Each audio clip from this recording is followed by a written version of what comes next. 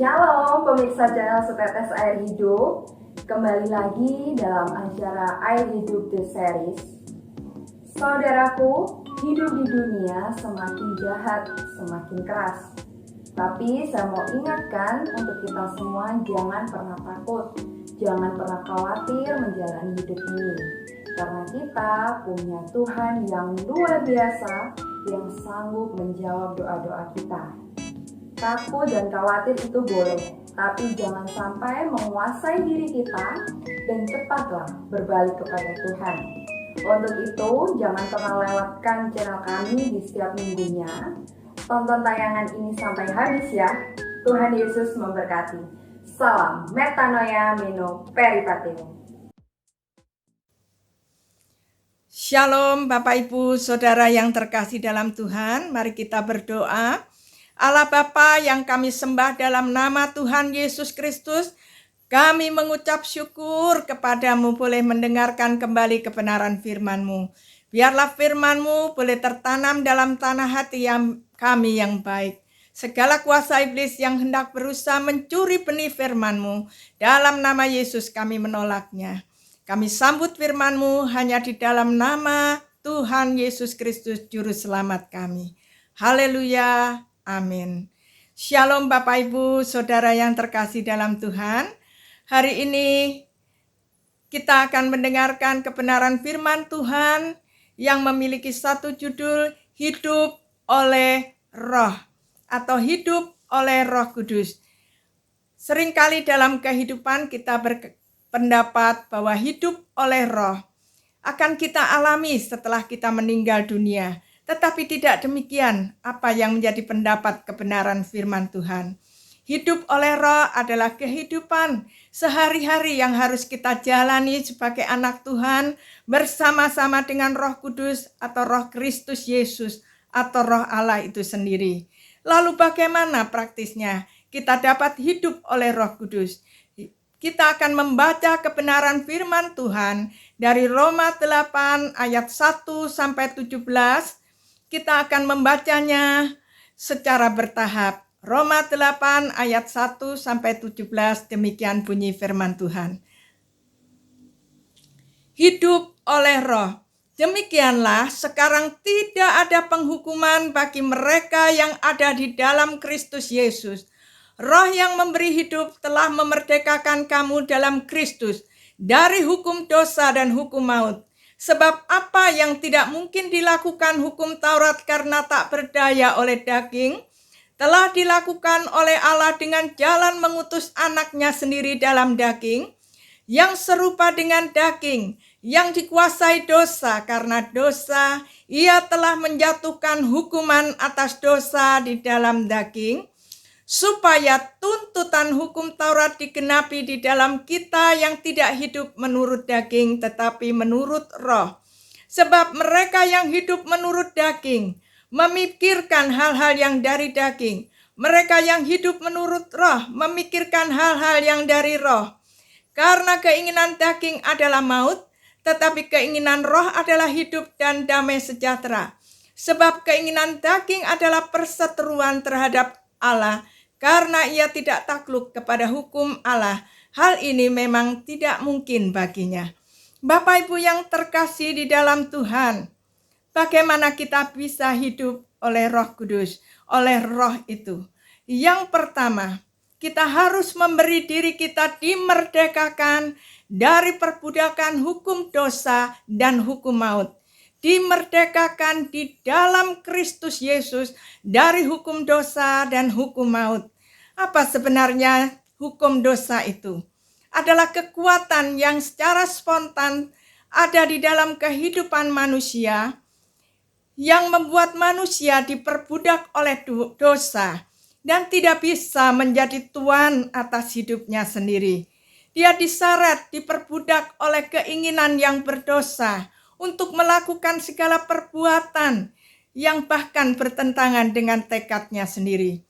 Keinginannya untuk berbuat apa yang baik, tetapi tanpa daya ternyata diseret kepada keinginan untuk berbuat dosa.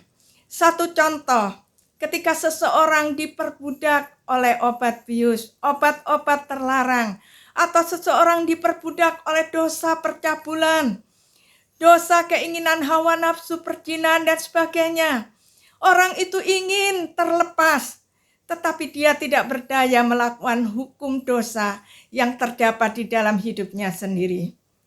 Lalu apa yang menjadi hukum maut? Adalah kekuatan alam yang bekerja di dalam tubuh manusia, membuat manusia menjadi layu, menjadi tua, dan bahkan meninggal dunia. Tetapi di satu sisi, hukum maut juga bekerja di dalam jiwa manusia, sehingga dia tidak lagi memiliki kekuatan untuk berbuat apa yang baik, bahkan menjadi tidak berperasaan ketika berbuat dosa. Satu contoh, orang yang terlibat di dalam sadisme, mereka tidak berdaya mengalami semuanya itu. Mereka melakukan semuanya itu karena diseret oleh hukum maut. Lalu bagaimana kita yang berada di dalam Kristus Yesus? Oleh karena penebusan di dalam Kristus Yesus, Kristus Yesus telah menebus dan membebaskan kita dari apa yang dinamakan hukum dosa dan hukum maut ini. Karena segala macam perbuatan yang bertentangan dengan apa yang menjadi kehendak Allah, bagaimana hukum dosa dan hukum maut ini menyeret manusia untuk bertentangan, untuk menjadi musuh Allah atau seteru Allah. Tetapi oleh karena kasih setia Allah, Dia memberikan Yesus bagi kita untuk memerdekakan kita dari hukum dosa dan hukum maut. Ketika Allah memberikan hukum Taurat, dikatakan hukum Taurat ini bersifat rohani. Dia bersifat mulia, kudus. Tetapi manusia yang terjual di bawah kuasa dosa tidak mampu mengatasi semuanya itu. Manusia yang terjual di bawah kuasa dosa tidak berdaya untuk melakukan tuntutan hukum Taurat ini. Sehingga satu hamba Tuhan yang luar biasa, yaitu Rasul Paulus, yang adalah penganut hukum Taurat yang begitu luar biasa. Dia berkata, ketika aku ingin berbuat apa yang baik, yang jahat yang timbul daripadaku. Yang jahat yang timbul daripadaku. Ketika aku ingin melakukan apa yang baik, ketika dia ingin melakukan apa yang baik di hadapan Allah, ternyata dia malah menyakiti hati Allah dengan membunuh umat manusia yang lain, menganiaya umat manusia. Itulah sebabnya dia berkata, aku manusia celaka, siapakah yang dapat melepaskan aku dari tubuh yang berdosa ini? Tetapi syukur kepada Allah oleh karena Yesus Kristus. Bapak Ibu yang terkasih di dalam Tuhan, apa yang tidak berdaya dilakukan oleh hukum Taurat telah dilakukan oleh karena keinginan daging atau karena hukum dosa telah dilakukan oleh Allah sendiri dengan jalan mengutus anaknya yang tunggal, yaitu Yesus Kristus, untuk menjadi daging, untuk menjadi manusia, dan dia harus mengalami penghukuman atas dosa-dosa manusia untuk menjadi penebus bagi kita semua. Bagaimana dosa dihakimi, dijatuhi hukumannya pada tubuh Kristus yang tergantung di kayu salib. Bagaimana seluruh tuntutan hukum Taurat itu digenapi di dalam Kristus. Bapak Ibu yang terkasih di dalam Tuhan, melalui penebusan di dalam Kristus Yesus, kita boleh mengalami pengampunan dosa dan pembenaran di hadapan Allah, bahkan pengangkatan sebagai anak. Kita tidak lagi menjadi seteru Allah, tetapi menjadi orang-orang yang hidup di dalam perkenan daripada Allah. Bapak Ibu yang terkasih di dalam Tuhan, ketika Kristus menetapkan seluruh hukum Taurat itu di dalam dirinya, kita yang ada di dalam Kristus tidak lagi hidup menurut keinginan daging atau keinginan lahiriah manusia yang berdosa. Kita tidak lagi hidup di bawah penghukuman akan dosa dan ketakutan terhadap maut, tetap kita boleh hidup dengan damai sejahtera oleh karena Roh Allah yang diberikan kepada kita. Oleh karena itu, betapa kita harus menghargai apa yang Tuhan telah kerjakan dalam hidup kita. Jangan kita memberi diri kita kembali untuk diperbudak oleh dosa. Tetapi mari kita yang sudah dimerdekakan di dalam Kristus Yesus, kita sungguh menghargai apa yang Yesus telah kerjakan bagi kita. Melalui kuasa kebangkitannya, Dia membenarkan kita sebagai milik kepunyaannya yang berharga. Oleh karena itu, hargai sungguh-sungguh akan penebusan Kristus dalam kehidupan kita. Hargai dengan sungguh-sungguh untuk hidup yang tidak lagi menuruti keinginan daging, tetapi menuruti keinginan daripada Roh Kudus itu. Oleh karena itu, kita dapat hidup oleh karena Roh Kudus. Yang kedua, bagaimana kita dapat hidup oleh Roh itu? Yang kedua adalah memberi diri kita didiami oleh Roh Kudus. Roh Kudus yang telah menghidupkan kembali roh kita yang mati. Dia juga mau mendiami kehidupan kita. Tubuh kita sebagai bait daripada rohnya. Dalam Roma 8 ayat ke-9 sampai dengan 11 demikian bunyinya. Tetapi kamu tidak hidup dalam daging, melainkan dalam roh. Jika memang Roh Allah diam di dalam kamu. Tetapi jika orang tidak memiliki Roh Kristus, ia bukan milik Kristus. Tetapi jika Kristus ada di dalam kamu, maka tubuh memang mati karena dosa, tetapi roh adalah kehidupan oleh karena kebenaran. Dan jika roh Dia yang telah membangkitkan Yesus dari antara orang mati diam di dalam kamu, maka Ia yang telah membangkitkan Kristus Yesus dari antara orang mati akan menghidupkan juga tubuhmu yang fana, itu oleh rohnya yang diam di dalam kamu. Ketika Roh Allah itu mendiami hidup kita, tubuh kita dikatakan bisa mati, meninggal dunia karena dosa. Kita mengalami kematian bagi tubuh. Tetapi roh kita yang dihidupkan kembali oleh Roh Allah itu membawa tubuh kita ini tidak lagi berbuah bagi maut, tetapi berbuah bagi Allah. Roh Kudus tadi merupakan materai bagi kepemilikan Kristus atas hidup kita. Roh Kudus yang mendiami hidup kita menjadi tanda kepemilikan Kristus atas hidup kita.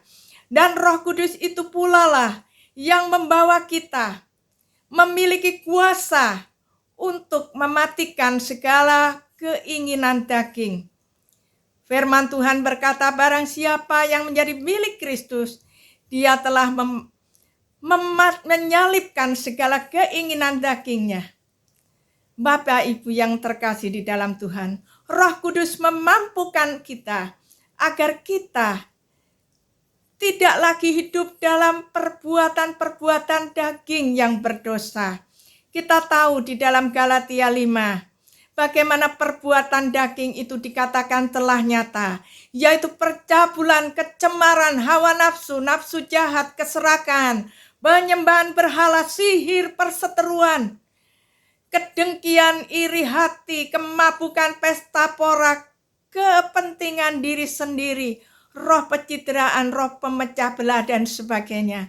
Semuanya itu mendatangkan murka Allah atas hidup kita. Tetapi bagaimana di dalam kehidupan kita? Ketika Roh Kudus mendiami kita, kita diberi kemampuan untuk mematikan segala perbuatan tubuh kita yang berdosa, supaya tidak lagi berbuah bagi maut, tetapi berbuah bagi Allah.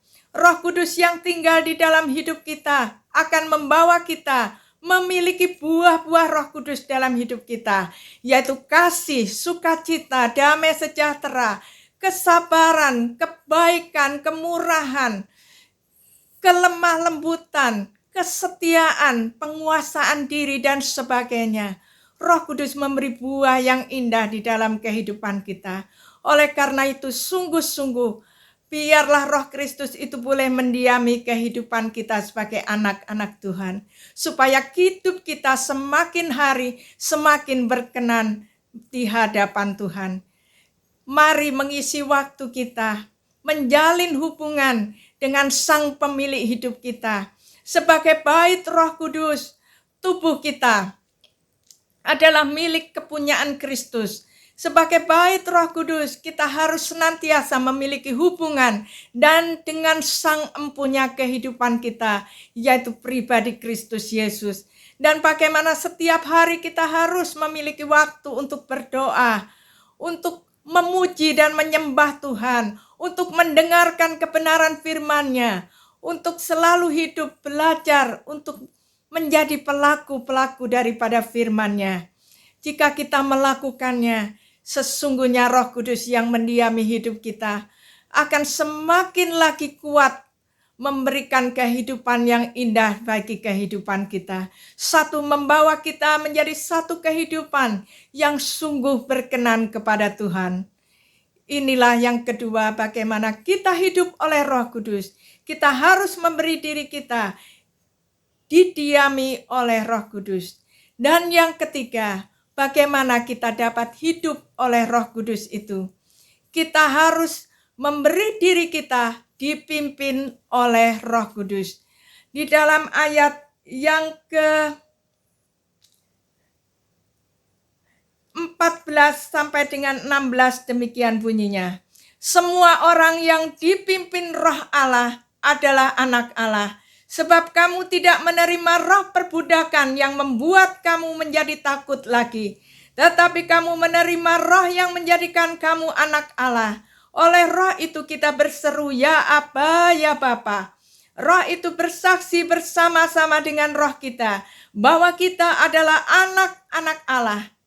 Bapak Ibu yang terkasih di dalam Tuhan, kita harus hidup dipimpin oleh Roh Kudus. Dan jika kita hidup dipimpin oleh Roh Kudus, kita disebut sebagai anak-anak Allah. Bapak Ibu yang terkasih di dalam Tuhan, kita tidak menerima roh perbudakan yang membuat kita menjadi takut, menjadi putus asa, takut akan penghukuman Allah karena dosa. Tetapi kita menerima roh yang menjadikan kita anak-anak Allah, yang bisa berseru, ya Aba, ya Bapa. Dan bagaimana Roh Kudus itu bersaksi bersama-sama dengan roh kita bahwa kita adalah anak-anak Allah. Kalau kita melihat bagaimana orang-orang yang dirasuki oleh roh jahat, dia tidak bisa mengendalikan dirinya sendiri. Dia juga tidak bisa mengendalikan semua perbuatannya. Dia bisa menyakiti bahkan merusak orang lain. Tetapi bagaimana kalau Roh Kudus yang memimpin hidup kita? Kita menjadi anak-anak Allah Bapa. Betapa indahnya karakter Allah Bapa ada di dalam hidup kita. Kalau hidup kita dipimpin oleh Roh Kudus, dipimpin oleh Roh Allah itu, maka kita akan memberi dampak yang baik. Bukan hanya untuk diri kita sendiri, tetapi juga untuk orang lain. Kita bisa belajar bagaimana kehidupan seorang murid Tuhan yang bernama Filipus.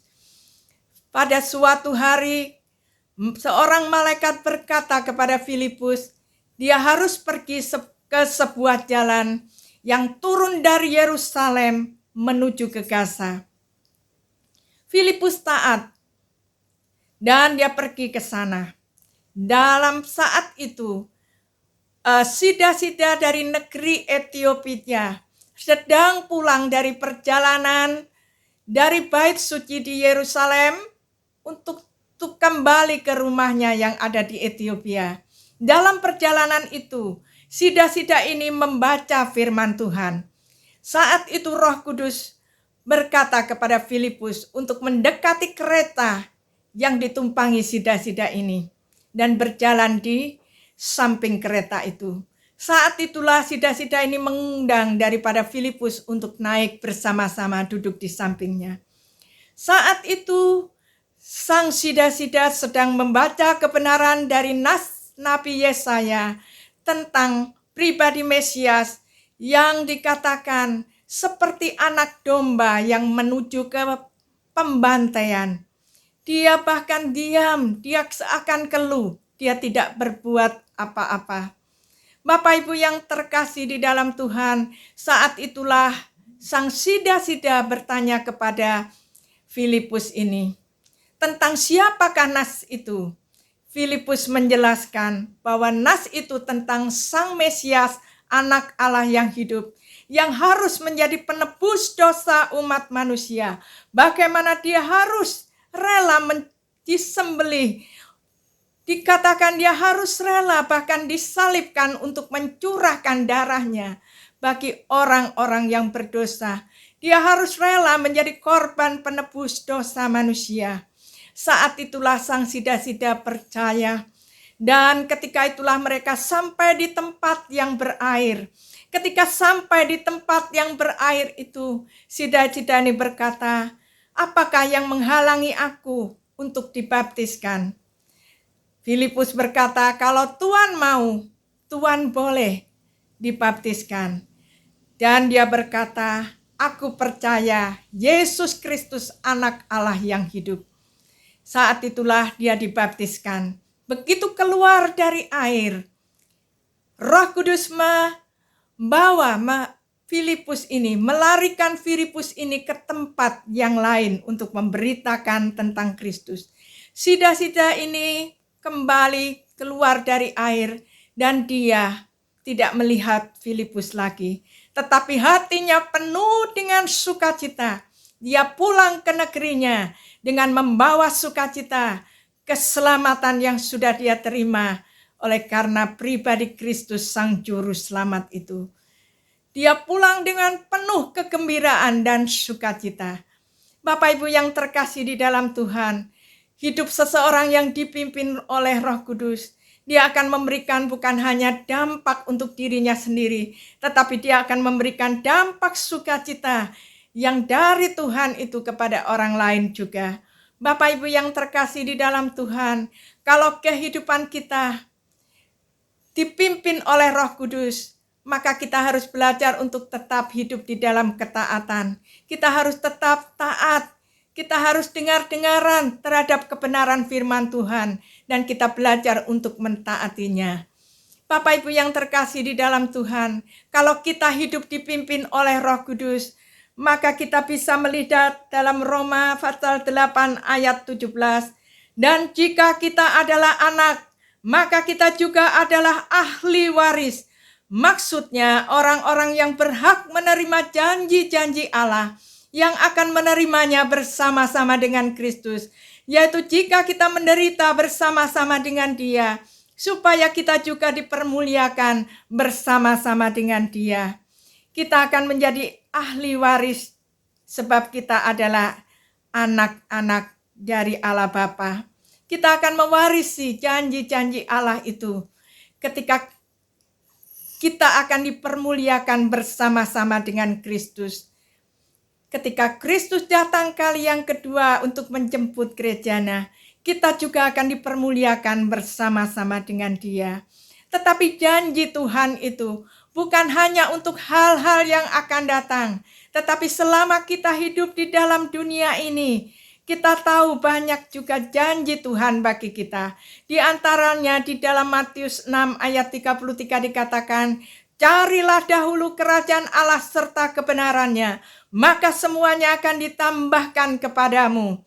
Bapak Ibu yang terkasih di dalam Tuhan, kalau berkat keselamatan hidup yang kekal, nama yang tertulis di dalam buku kehidupan diberikan kepada kita, apalagi kehidupan kita yang butuh kehidupan sehari-hari, mungkin makanan, mungkin minuman, mungkin kehidupan, pendidikan anak-anak kita, percayalah, itu hanyalah merupakan bonus atau tambahan bagi Tuhan. Jadi mudah bagi Tuhan untuk memberikan kepada kita. Kalau yang pokok saja sudah diberikan, apalagi yang merupakan tambahan yang sangat mudah bagi Tuhan untuk memberkati dan menolong kehidupan kita sebagai anak-anaknya. Oleh karena itu, marilah kita hidup bersama-sama dengan Roh Kristus itu. Roh Kristus itu boleh mendiami hidup kita, boleh menuntun hidup kita, dan Roh Kristus yang sudah menghidupkan kita kembali, menuntun kehidupan kita setiap hari, semakin berkenan di hadapan Tuhan. Terima kasih, Tuhan Yesus memberkati. Amin.